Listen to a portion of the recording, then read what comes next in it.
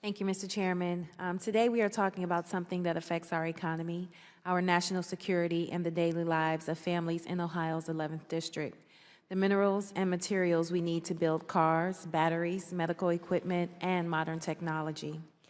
Lithium, nickel, cobalt are all critical for innovation and supporting industrial growth in Ohio and across America. Right now, China controls most of these minerals from start to finish. They mine them, process them, and manufacture the key components we depend on. And the evidence is clear. China uses this as a control to push other countries like the United States out of the market. They suddenly drop prices to levels no American company can match, or they cut off exports to gain leverage during disputes. When that happens, the impacts hit home quickly. Factories in my district face unstable prices for the parts they need. Auto suppliers can't get the magnets required for electric motors. Steel and chemical producers see costs jump overnight. And workers, many of them union members, who keep our district strong, end up facing uncertainty they didn't create. This is not the result of normal market competition.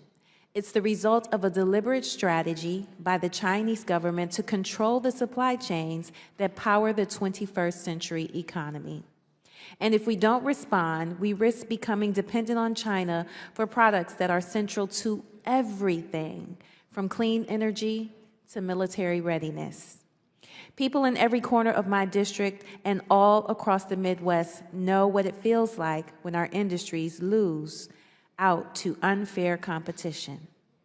We've lived that story before, and we cannot afford to relive it again.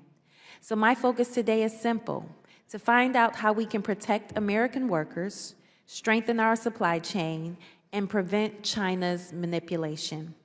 I'll start with you, Mr. Slauster. For decades, industries in my district have been hit hard by China's below-cost dumping. Now we're seeing China use these exact same tactics in critical minerals.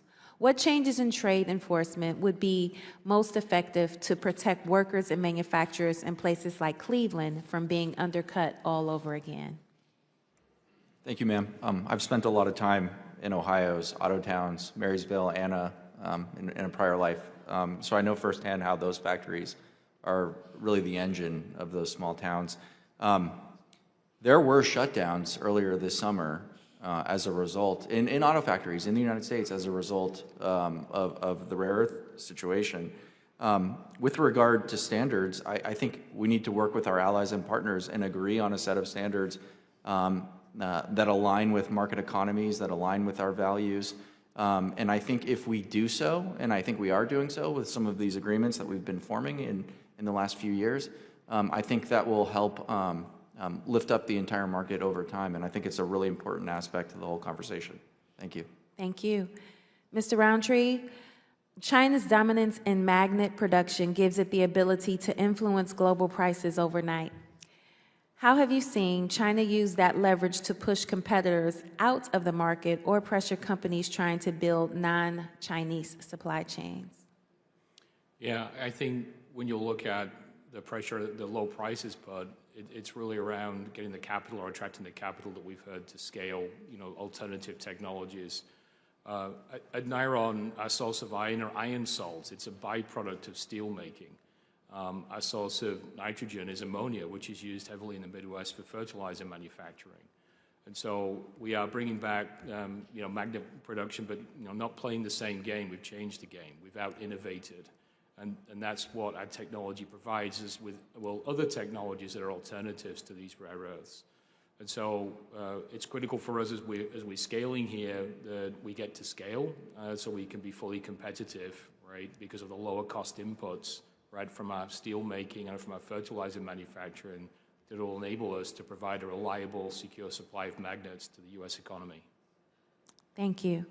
And Mr. Evans, you've seen how long-term supply contracts, processing bottlenecks, and foreign ownership can shape whether a supply chain succeeds or fails.